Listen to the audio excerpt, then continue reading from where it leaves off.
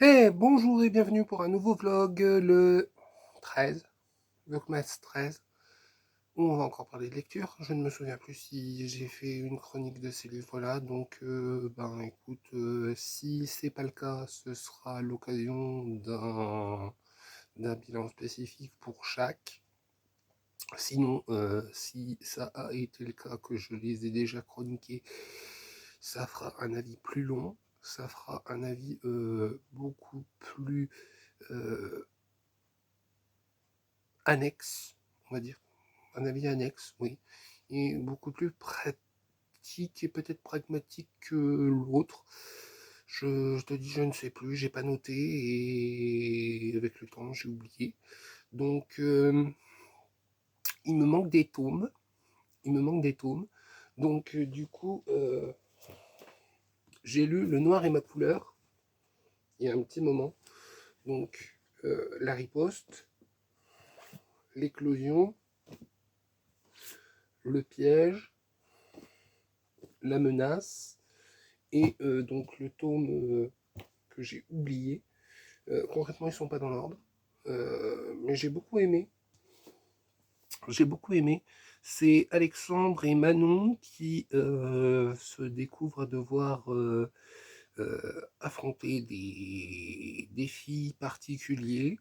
Euh, donc Alexandre a beau aimer se battre, il ne se souvient pas comment il s'est retrouvé sur un lit d'hôpital, ni qui est cette Manon qui l'obsède. Effrayée par ses nouveaux pouvoirs, Manon ignore comment les cacher à ses parents, les apprivoiser et éviter Alexandre. Quand les ombres passent à l'attaque et qu'un nouvel élève arrive au lycée, la menace se précise. Manon et Alexandre se rapprocheront-ils ou s'éloigneront-ils l'un de l'autre? Deux destins liés malgré les apparences. Donc c'est d'Olivier Gay, c'est aux éditions Rajon. Et du coup, ça amène vers quelque chose de plus important que le réel, plus important que l'humain. C'est quelque chose qui est à la fois euh, bien et qui emmène vers des destins liés que tout oppose, entre guillemets. Ils sont dans le même lycée, mais justement, enfin, je crois que ils sont à l'époque, je crois qu'ils sont à l'époque du lycée. Il y a longtemps que je l'ai lu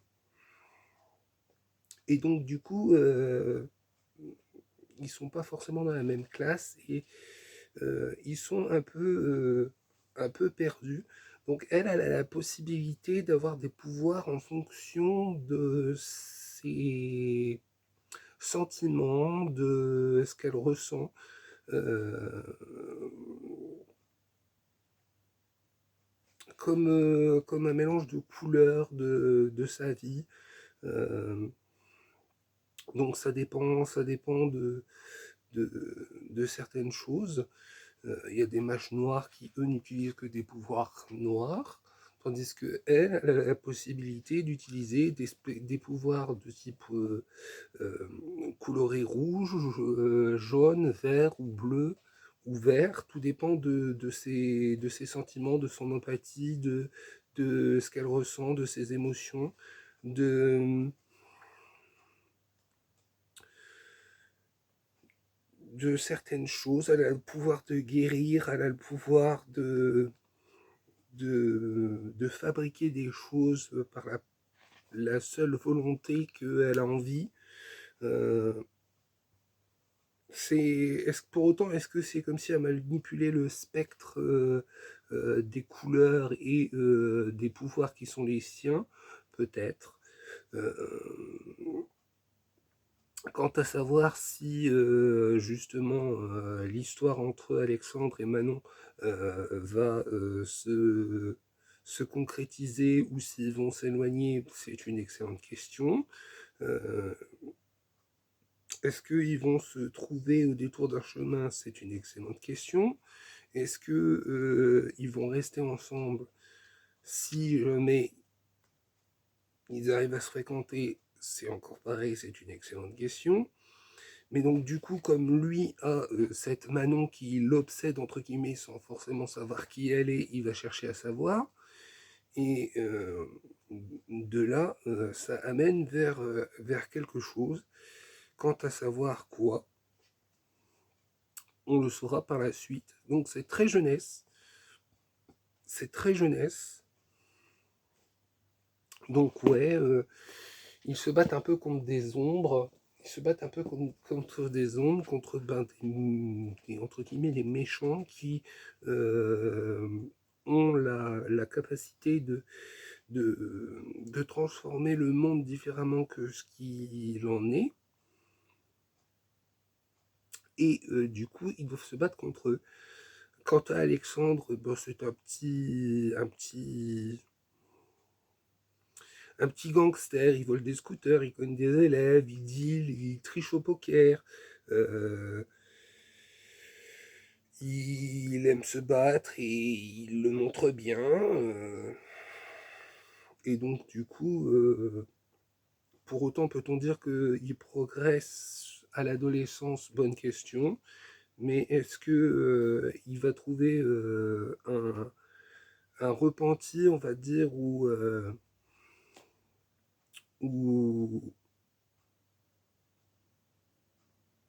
ou restera-t-il le petit voyou, le petit délinquant?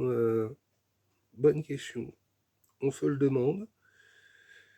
Tout au long de ces 5 tomes, on découvre des facettes différentes des pouvoirs de Manon.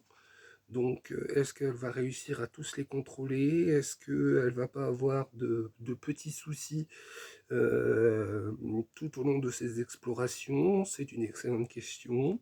Elle a aussi des pouvoirs qui lui permettent de voir à travers les murs et tout un tas d'autres artifices, on va dire. Pour autant, est-ce qu'elle est capable d'arriver à contrôler ça,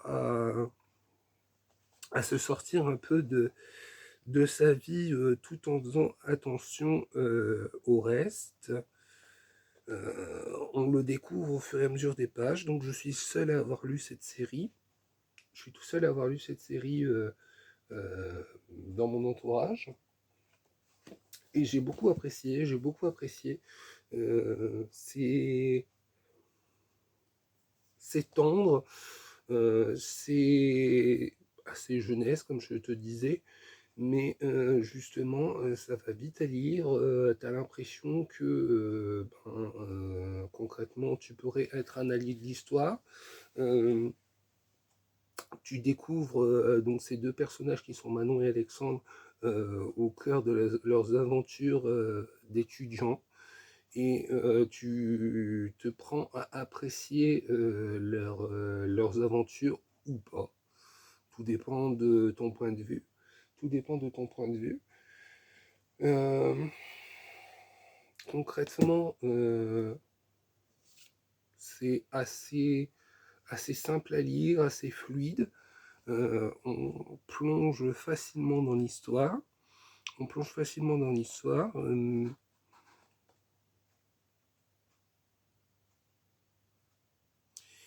Et justement, on affronte en même temps que les événements. On affronte en même temps que les événements. On découvre un peu plus de chacun dans chaque tome. Et on se projette facilement. Et on se projette facilement dans les aventures qui arrivent. Donc, ouais, par rapport au premier tome, est-ce que le nouvel arrivant dans le lycée est quelqu'un de bien ou néfaste? Est-ce qu'il ne va pas mettre un frein à l'histoire qui pourrait naître entre Alexandre et Manon? euh, D'abord, qui est le nouvel élève qui vient d'arriver? euh, Donc, on découvre ça au fil des pages. Donc, il y a environ 200-250 pages par livre. Et environ 200-250 pages par livre. Et on apprend petit à petit à avancer. On apprend petit à petit à avancer. On découvre de nouvelles amitiés. On découvre des villes aussi, et le quotidien de ces deux personnages-là, donc un peu voyou et justement qui n'a pas peur de montrer ses muscles et d'être un peu le bad boy du lycée, et l'autre qui est intelligente, qui est pas forcément toujours sur tel, mais qui justement ben, est un peu la première de la classe. Donc le contraste est saisissant, le contraste est saisissant. Et vers quoi cela peut-il mener? On se le demande. On se le demande. Donc bah, une série de livres très, très intéressantes à lire. Comme je te disais, c'est jeunesse, mais t'as pas forcément l'impression. T'as pas forcément l'impression que tu découvres au fur et à mesure les pouvoirs de la jeune fille. Et lui, bah, au départ, c'est un ripou, mais pour autant, peut-il devenir bon? Bonne question. On découvre ça au fur et à mesure. On découvre ça au fur et à mesure. Et après, on va parler de autobiographie. Donc, je t'en ai déjà vaguement parlé il y a peu. C'est en fait Tanner qui quitte la Californie pour un comté de l'Utah. Et donc, du coup, il doit rentrer dans le placard. Donc, comme je te disais, c'est l'autobiographie d'un garçon qui aime les garçons. Et du coup, il se retrouve à devoir un peu fuir son patelin, donc, et il rentre dans un lycée à un semestre de la fin de ses études. Et sa meilleure amie lui lance un défi, un séminaire, donc un programme où les étudiants ont 4 mois pour rédiger un roman. Et donc il accepte le challenge et son choix, en fait, c'est dans le même temps de draguer celui qui a remporté le challenge l'année passée et de profiter du séminaire pour essayer de remporter euh, le, le, le prix, mais aussi de récupérer le cœur donc de Sébastien, qui est le petit prodige de, de, de l'aspect de l'action du séminaire, et disons quelques semaines pour tomber amoureux et écrire ce fameux livre. Donc, vont-ils y arriver? Vont-ils réussir à vivre, enfin, tout du moins, le personnage principal va-t-il réussir à séduire Sébastien Brover, qui est un mormon, je le rappelle. Donc, du coup, c'est un aspect très particulier de leur relation, puisque c'est une communauté très à part qui n'ont peu d'interaction avec les nouvelles technologies, euh, le monde avec les technologies récentes, et que justement ils vivent un peu ben, comme en 1800, donc même si ce n'est plus des plumes que l'on trempe dans l'encre, mais des crayons qu'on utilise à l'heure actuelle, justement, il y a ce décalage entre les temporalités, entre guillemets, puisque justement, tu te retrouves avec un jeune qui vit donc certes aujourd'hui, mais avec les coutumes qu'il y avait précédemment, et un jeune qui, lui, vit dans le sens, on va dire, plus récent de la vie. Donc, vont-ils y arriver à se côtoyer, à se fréquenter? Est-ce que, au contraire, le fait que Sébastien vit dans un monde un peu mormonique ne sera pas un frein? Est-ce que ils vont réussir à discuter entre eux? Est-ce que ils vont réussir à vivre ce séminaire pleinement? Est-ce que l'un ou l'autre va remporter, ou est-ce qu'il n'y aura pas une tierce personne qui va le remporter à leur place? Est-ce que ce sera intéressant à suivre vis-à-vis du fait que justement c'est un peu une quête de l'interdit entre guillemets, puisque ben c'est pas très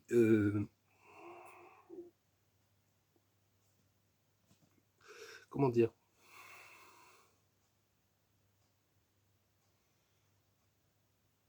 c'est pas très respecté dans la communauté mormonique de sortir avec un autre garçon. Donc est-ce que justement ça va pas être un frein?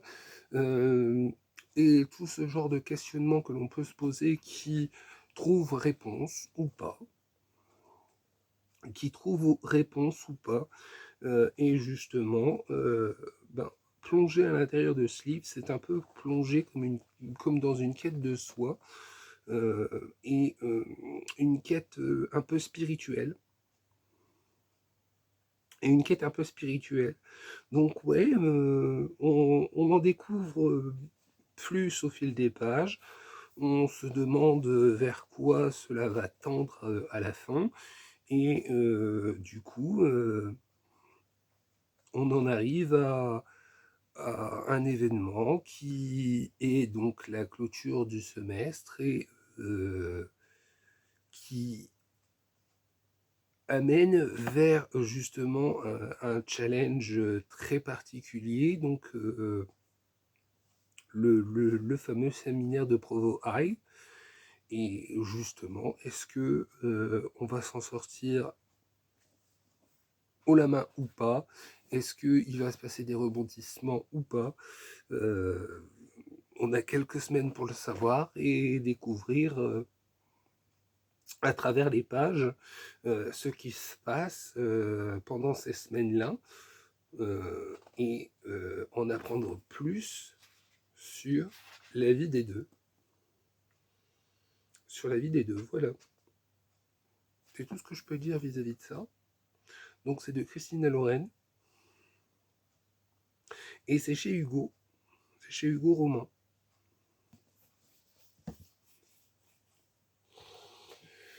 Alors après, il y a Let the Sky Fall, Let the Storm Break et Let the Wind Rise.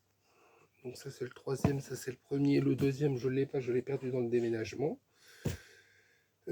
Concrètement, c'est l'histoire d'une jeune fille et d'un garçon qui ont des pouvoirs particuliers. La jeune fille, elle, est experte dans son domaine. Le garçon vient d'arriver un peu comme un cheveu sur la soupe dans ce monde. Et ils ont on va dire, ils ont les pouvoirs de contrôler un peu la météo, de contrôler le vent, de contrôler les éclairs et les vents. Et les vents. Donc l'orage se lève à l'horizon, mais justement, peut-on suivre la saga Young Adult de Shannon Messenger facilement? Bonne question. Ce sont des sylphes. Ce sont des sylphes, donc des créatures dotées de pouvoirs liés au vent qui peuvent manipuler ou pour les faire voler dans les airs ou transmettre des messages ou livrer bataille. Leur mission est principalement de protéger, mais justement, il y a aussi le fait que euh, leur existence est menacée par le fait que est-ce que ça pourrait causer leur mort? Est-ce que ils ont un espoir de survie? Est-ce que ça va les mener vers quelque chose qui leur permettra de visiter en rêve le jeune homme en question pour la jeune fille, ou de se rencontrer physiquement, ou de devoir justement se battre un peu de chair et de sang, si je dirais, Bonne question. Est-ce que justement ce ne viendrait pas justement un peu décontenancer l'un comme l'autre? Ils ont quelques jours pour apprendre qui ils sont vraiment. Sinon, bah, en gros, la mort l'attend, quoi. Donc,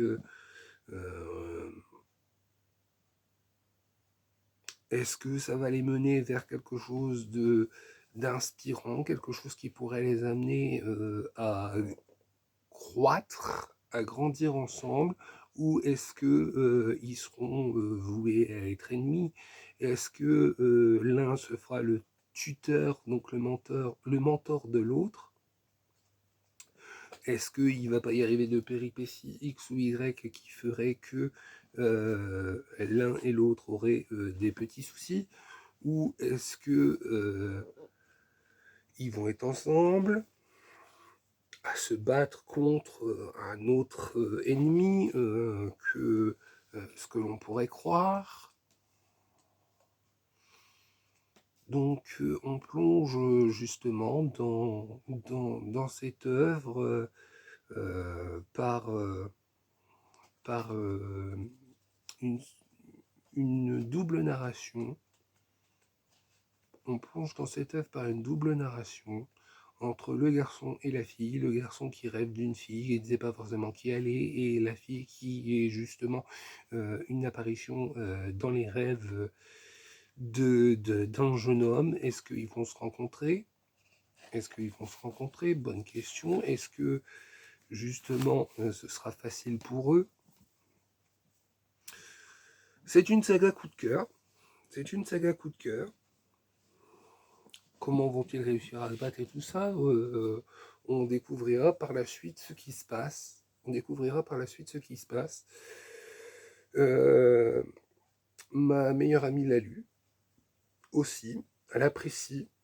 Elle apprécie sans pour autant justement que ce soit un coup de cœur pour elle. Bon, pour moi, ça a été un coup de cœur puisque j'ai bien aimé, j'ai adoré l'ambiance, le fait de pouvoir créer des choses avec du vent, ben, ça a quand même une importance capitale. Le fait de pouvoir justement envoyer des messages rien qu'avec la force et la puissance de ces dits vent permet justement quelque chose de plus intéressant et de plus important que le reste. Donc oui, moi j'ai beaucoup aimé, tandis que Nicole n'a pas forcément justement apprécié plus que ça. C'est quelque chose qu'elle a trouvé quand même assez désuet, même si l'histoire est pas mal. Elle me disait que c'est assez désuet, c'est un peu un univers spécial et il faut s'accrocher, d'après elle. Et ça tend vers une fragilité et en même temps un respect des personnages, mais pour autant, est-ce que cela peut apporter une amitié ou la briser au contraire? Justement, elle ne savait pas le dire, donc du coup, ça l'a un peu perturbée. Ça l'a un peu perturbée. On va passer à Conscience aveuglée de Henner Walker. Donc c'est un jeune homme qui est aveugle, qui doit donc dépendre de son chien pour faire des choses dans sa vie.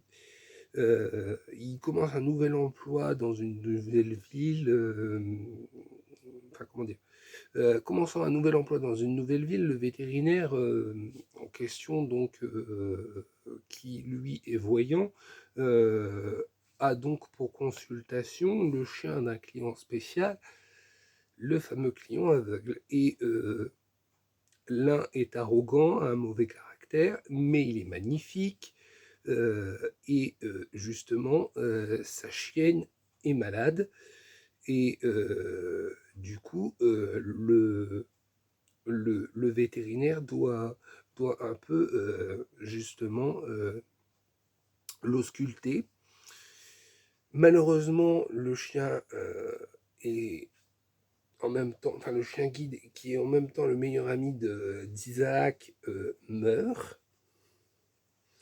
Et son nouveau partenariat avec donc le nouveau le chien guide ne se passe pas comme il faut. Donc il y a cette alternance entre justement le fait que le chien guide apprécié qui est mort euh, a une certaine rivalité avec le nouveau, et donc du coup Isaac doit se fier à Carter qui est donc le vétérinaire, et donc du coup quand tu es aveugle tu dois forcément beaucoup plus te fier aux autres, et Carter veut tenter d'aider Isaac et le chien à traverser cette phase d'initiation. Mais vers quoi est-ce qu'il se dirige? Est-ce que justement c'est pas un peu un prêté pour un rendu, si on peut dire, ou quelque chose de, de particulier qui les amène à la fois vers quelque chose de grandissant, mais qui pourrait être en même temps source de conflit. Donc on se pose ces questions à la lecture de cette œuvre. C'est le premier tome d'une trilogie. Et est-ce que Isaac n'en ferait pas un peu qu'à sa tête aussi? Est-ce que Carter aurait voix au chapitre?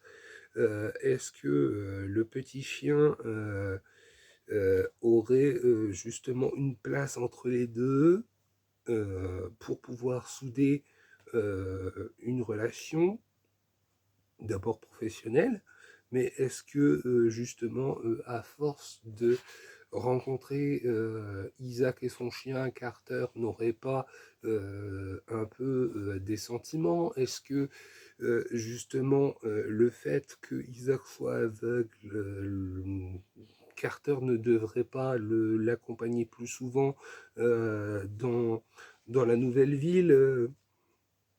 Donc on ne sait pas. On découvre petit à petit ce qui se passe et on avance petit à petit vers autre chose. Alors moi j'ai beaucoup apprécié, même si Isaac est un peu un enfoiré, faut le dire. Même si Isaac est un peu un enfoiré, on comprend que c'est pas évident pour lui, parce que il n'est pas né aveugle, mais il l'est devenu à 8 ans, et que ben, son caractère est forgé par ça, le fait que justement il a perdu la vue et qu'ils doivent dépendre des autres et d'un chien guide, et malheureusement que son précédent chien soit parti l'affecte beaucoup plus qu'il ne voudrait le dire. Mais donc du coup on en apprend plus au fil des pages, et on découvre un peu l'histoire qu'il peut y avoir entre les deux personnages, plus l'histoire qu'il peut y avoir entre le chien et les deux personnages. Pour autant, est-ce que donc le chien Brady sera l'objet d'un partenariat fécond, ou de la destruction entre guillemets d'Isaac, mais le fait qu'il soit rattrapé par quelqu'un d'autre, ou qu'il y ait un autre chien guide avec qui ça se passera mieux, qui pourrait emmener Isaac vers autre chose? On ne sait pas. On ne sait pas. On le découvre au fur et à mesure. Et donc c'est assez intriguant, assez incisif. Bon, c'est jeune adulte. C'est une histoire assez magnifique. C'est une histoire assez magnifique, même si elle est un peu triste. Même si elle est un peu triste. Et donc, comme je te disais, c'est le premier tome d'une trilogie.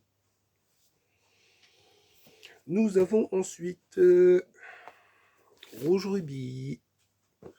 Bleu saphir et Vert émeraude de Kerstin Gier. Alors, c'est l'histoire d'un voyageur du temps et d'une jeune fille qui va fêter son 16e anniversaire. Il y a une prophétie autour d'elle qui dit que, en gros, elle va mourir. Et que c'est pas forcément évident. Pour autant, va-t-elle réellement mourir? Elle a la capacité de voir les fantômes des couloirs de son lycée. Ses membres de la famille peuvent donc voyager dans le temps. Mais malheureusement, aucune famille n'est parfaite. Donc, on pensait que c'était sa cousine qui avait les pouvoirs de développer cette capacité, mais en fait, c'est elle. Et justement, elle se retrouve à devoir un peu composer avec tout ça, jusqu'au jour où justement elle est prise de vertige, elle s'évanouit et elle se réveille des mois, des années, voire peut-être un siècle plus tôt, et elle est ramenée après on va dire dans le futur de l'époque, mais son présent à elle. Euh, Va-t-elle réussir à vivre et va-t-elle réussir à fréquenter le jeune binôme qui lui est attribué sans trop de problèmes? Va-t-elle au contraire devoir se battre contre certaines choses? Le fait que la prophétie la prédestine à la mort pour arriver à une fin X ou Y, est-il réel ou va-t-elle pouvoir contrer cela? Donc c'est traduit de l'allemand, mais justement, que peut-il advenir de cela? C'est une excellente question. Donc c'est assez jeunesse tout en étant jeune adulte. C'est donc des voyages dans le temps. C'est euh, pouvoir se balader d'une époque à l'autre, justement en claquant des doigts, si on peut dire. C'est découvrir d'autres cultures. C'est découvrir d'autres cultures, d'autres modes de vie et un aspect un peu plus ancien et à la fois neuf d'une ville comme Londres. Donc, qu'advient-il? Qu'advient-il? J'ai apprécié, j'ai apprécié ces 3 tomes.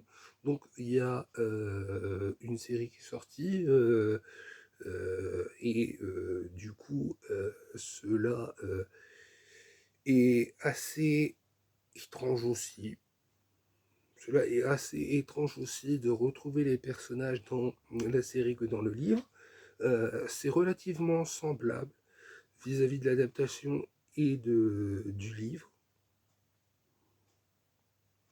Donc oui, on se plonge dans le quotidien de Gwendoline et Gideon. Et justement, est-ce que tout va bien se passer entre eux? Est-ce qu'il n'y aura pas d'anicroche, on va dire? Est-ce que le fait de voyager dans le temps, justement, pourrait les mener vers quelque chose de plus grand? Ou est-ce que, au contraire, ça réduirait leur champ des possibles? C'est des questions qu'on pourrait se poser. Pour autant, est-ce qu'on aurait les réponses? Bonne question. Et je t'invite à découvrir cette œuvre pour en savoir plus. Donc oui, c'est particulier, c'est particulier. Pour autant, est-ce que justement, il n'y aurait pas un ennemi qui rôde? Et arriveront-ils à vivre tout simplement? Arriveront-ils justement à, à donner justement tort à la prophétie? Je ne peux forcément t'indiquer si oui ou non ça se passe ainsi.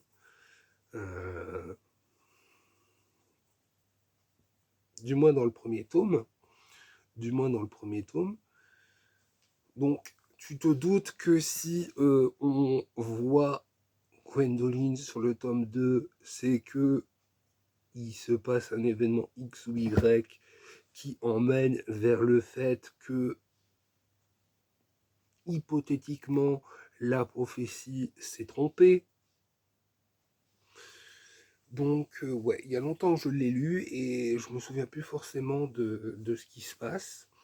Nicole l'a lu. Elle a apprécié sans apprécier parce que ça l'a ramené par moments à ses jeunes années. Et du coup, ben, c'est en demi-ton. C'est en demi-ton. Euh, certes, elle a apprécié les robes un peu bouffantes, les balles un peu particuliers qu'il pouvait y avoir, les découvertes d'un temps passé et du présent jumelé ont fait que justement c'est une histoire assez intéressante. Pour autant, est-ce que justement, si elle avait été plus jeune, elle aurait plus apprécié que ce qu'elle n'a aimé à l'âge où elle l'a lu, puisque ben, je rappelle que ma meilleure amie était quand même très proche de la retraite quand elle l'a lu, euh, puisque bibliothécaire. Et donc, du coup, justement, on en est là, c'est que elle a apprécié moyennement l'histoire, elle a trouvé ça sympa, mais sans plus, parce que justement, il y avait des événements qui l'ont ramené vers son passé, tout comme la série que je vais te présenter juste après. Elle a trouvé l'histoire un peu cugnognon entre Gideon et Gwendoline. Donc ouais, ça l'a un peu intrigué, un peu mis à mal parce que ben dans cette histoire ça se passe relativement bien alors que elle a connu une histoire un peu boiteuse, donc forcément forcément elle avait des a priori et tu connais les vieux. Tu connais les vieux, hein? Quand ça va pas dans leur sens, forcément, hein, on se retrouve avec des anicroches, si on peut dire. Donc ouais, si on leur montre à ces petits vieux qu'il existe des choses où tout se passe bien, il y a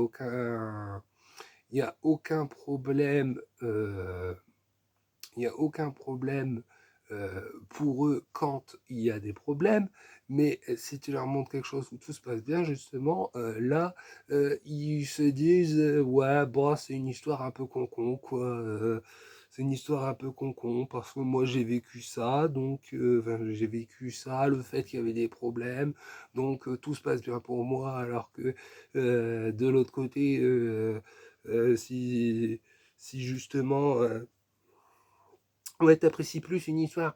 Elle a plus apprécié une histoire où justement il y aurait eu des problèmes parce que justement elle a eu des problèmes. Alors que si tu lui montres une histoire où tout se passe bien, alors que elle, justement, elle a connu les problèmes, pour elle c'est un peu concon. Pour elle c'est un peu concon. Donc ouais, faut dire que c'est jeunesse. Faut dire que c'est jeunesse. Hein. Elle l'aurait lu plus jeune, elle l'aurait lu quand elle aurait été un peu comme moi, un peu ado, elle aurait pris ça un peu comme, justement, je pense, n'est que mon avis, mais les débuts d'une relation ou les débuts de sa propre relation. Est-ce qu'elle n'a pas fait forcément la transposition aussi? Donc ouais, le fait que justement elle ait vécu une histoire un peu bancale a fait que justement elle ne croyait pas forcément à la relation entre Gideon et Gwendoline. Le fait qu'en plus ça se passe à des temporalités différentes, que d'un coup tu es dans le 20e et d'un coup tu es dans le 19e ou dans le 18e, où tu reviens dans le 20e, et cette alternance de points de vue temporels a peut-être fait en sorte que justement ça l'a perturbé et du coup elle a apprécié sans forcément justement se dire que c'était une belle petite histoire. Donc ouais, voilà où on en est vis-à-vis de l'interprétation de lecture que Nicole a eue et que j'ai eue sur la saga Rouge Ruby. Des avis différents, mais qui pourtant se respectent, dans le sens où l'un est un peu imbu de sa personne et l'autre est un peu naïve, et que on les met ensemble et à voir ce qui arrive. Après, je vais te présenter la saga Miss Peregrine et les enfants particuliers. Donc le tome 1, le tome 2, le tome 3,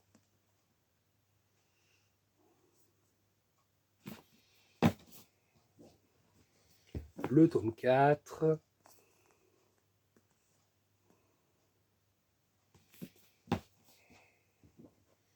le tome 5 et le tome 6. Donc c'est pareil, on l'a lu tous les deux. On l'a lu tous les deux.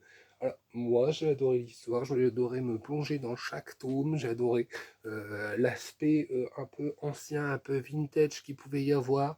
Alors, tu as le premier personnage, Jacob, qui vit de nos jours, et le reste des personnages, donc les enfants particuliers, qui sont pris dans une boucle temporelle. Et donc, en fait, ils ont 100 ans, tout en ayant l'apparence de jeunes garçons ou jeunes filles de 12 à 15 ans. Et donc, de ce fait, leur histoire à eux se passe pendant ou après la Seconde Guerre mondiale, euh, tout en étant une continuité d'une seule journée qui a perduré pendant 100 ans. Et de l'autre côté, donc, tu as Jacob qui découvre un peu ce monde au hasard d'une discussion avec son grand-père qui, lui, avait la capacité de chasser des monstres, entre guillemets, et qui, justement, a vieilli dans l'histoire en dehors de la boucle temporelle et qui, justement, a eu des enfants qui ont eu des enfants. Et donc, du coup, tu te retrouves avec Jacob qui discute avec son grand-père jusqu'au moment où il y a un monstre X ou Y qui arrive et qui tue le grand-père. De là, il va vers les histoires de son grand-père et il se rend compte que ce ne sont pas forcément des histoires, que ça a un impact réel. Et de ce fait, il s'avère que il les connaît plus ou moins, dans le sens où il a eu des, les histoires de son grand-père pour lui raconter la vie de ces gens-là. Donc, bien évidemment, Jacob pensait que son pépé, il était un peu gâteux et que raconter des histoires d'enfants un peu étranges, un peu bizarres, un peu particuliers qu'il avait connus quand il était jeune, ce n'était que des histoires, mais de ce fait, il plonge entre guillemets dans l'Irlande, je crois, pour justement essayer de retrouver des traces de cette villa, puisqu'il a retrouvé une carte postale qui indique justement la maison de Miss Peregrine, qui est un peu une tenancière d'orphelinat. Et de là, il s'avère qu'elle n'a pas forcément beaucoup vieilli, la Miss Peregrine. Et de ce fait, il se rend compte que les histoires de son grand-père n'étaient pas forcément des histoires et que ça a un impact réel. Et comme ça se passe pendant euh, la Seconde Guerre mondiale, forcément, on se doute que les méchants, ce sont pas forcément ceux que l'on croit, ou au contraire, c'est nos amis de l'autre côté de l'Alsace, ou éventuellement d'autres conflits qui pourraient y avoir internes au fait que ces enfants sont particuliers dans le sens où ils auraient des pouvoirs. Donc c'est particulier aussi, justement, c'est très étrange, ça nous plonge dans quelque chose d'assez sombre par moments, mais aussi joyeux dans d'autres, et, et ça nous amène vers quelque chose d'inspirant et d'intriguant à la fois. Euh, donc, peut-on justement se dire que par moments ces épreuves font grandir, ces épreuves amènent à l'âge adulte à quelque chose de particulier, et est-ce que justement il n'y aurait pas une certaine concomitance d'effets, si on peut dire, et vers quoi cela peut-il tendre? Donc ouais, j'ai beaucoup apprécié donc cet tome-là. Bon, je te raconte l'histoire du premier tome, hein, et peut-être des 200 premières pages. Hein, je te laisserai découvrir la suite si tu en as envie. Mais ouais, donc du coup, tu te retrouves avec Jacob qui est plongé dans ce monde depuis sa plus tendre enfance, via les histoires de son grand-père. Pour autant, quand ça devient réel, est-ce qu'il va assumer ou pas? C'est la question. Est-ce que il va apprécier de les rencontrer? Est-ce que il va apprécier le fait de devoir vivre avec eux quelque temps, éventuellement, et ce qui pourrait en résulter, peut-on dire? Donc ouais, c'est assez particulier, justement, comme le titre l'indique, Miss Peregrine et les enfants particuliers de Ramson Rings. Donc ouais, moi j'ai beaucoup apprécié. Nicole un peu moins, puisque ça l'a replongé forcément dans ses jeunes années.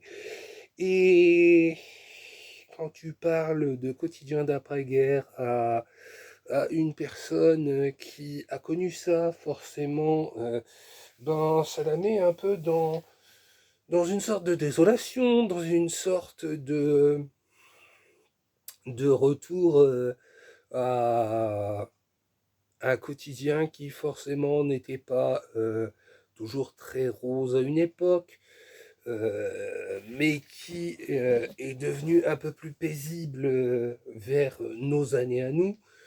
Donc ouais, elle n'a pas forcément apprécié, d'autant plus que ben, voir une fille qui a la capacité de manger un gigot entier rien en relevant sa tresse, et puis avoir un sourire enfin, avec des dents carnassières qui justement englobe toute sa tête, alors que ben, de l'autre côté elle a juste un petit sourire comme celui-ci, forcément, ben ouais, c'est particulier, et une personne qui est capable d'avaler des abeilles, ou de vivre avec les abeilles, et que justement elles ne lui font pas de mal à lui, mais par contre ça peut faire du mal aux autres, et le reste est à l'avenant entre une jeune fille qui a le pouvoir de contrôler le feu et autres. Forcément, bah, tout ce qui a rapport au feu, elle peut le contrôler. Et d'autres jeunes gens qui ont d'autres capacités particulières, comme ben, un couple de jeunes jumeaux qui ont la possibilité de lever des poids supérieurs aux leurs. Donc ouais, on se retrouve avec des petits jeunes qui pour autant sont vieux, puisque bah, ils ont 100 ans, tout en ayant l'apparence de jeunes de 12 ans. Donc ouais, c'est étrange aussi. Le temps n'a pas eu cours sur eux, disons. Le temps n'a pas eu cours sur eux, alors que pour d'autres personnes, si. Et donc justement, est-ce que c'est ce fait-là qu'elle n'a pas forcément apprécié? Je sais pas. Est-ce que c'est ce fait-là aussi qu'elle n'a pas forcément apprécié parce que bah, il a fallu vieillir à un moment donné ou quoi au cas, je sais pas du tout. Je sais pas du tout, je ne sais pas ce qui lui est passé par la tête. Mais ouais, elle n'a pas apprécié Miss Peregrine et les enfants particuliers, tandis que moi j'ai apprécié. Donc je dirais pas que c'est un coup de cœur, je dirais pas que c'est une saga coup de cœur, mais ça en est pas loin. Ça en est pas loin. Pour moi, tout du moins. Tandis que pour mon ami Nicole, c'était une série plaisante, mais sans plus, une série un peu alambiquée, tirée par les cheveux, dans le sens où ben, ils vivent des aventures un peu plus grandes qu'eux, alors forcément ça le fait pas, mais le fait qu'ils sont vieux et en même temps jeunes, c'est perturbant. Voilà ce qu'elle m'a dit. Voilà ce qu'elle m'a dit. Le fait qu'ils soient vieux, ayant plus de 100 ans, et que en fait, ben, ils ont l'apparence de jeunes personnes de 12-15 ans, dans un monde qui a évolué et pas eux, forcément, ça crée des problèmes. Donc voilà. Donc voilà. Et c'est tout pour ce deuxième bilan lecture euh, des livres que j'ai pu retrouver. Des livres que j'ai pu retrouver. Et je te dis à très bientôt pour la suite. Ou, ou à plus tard pour une autre partie.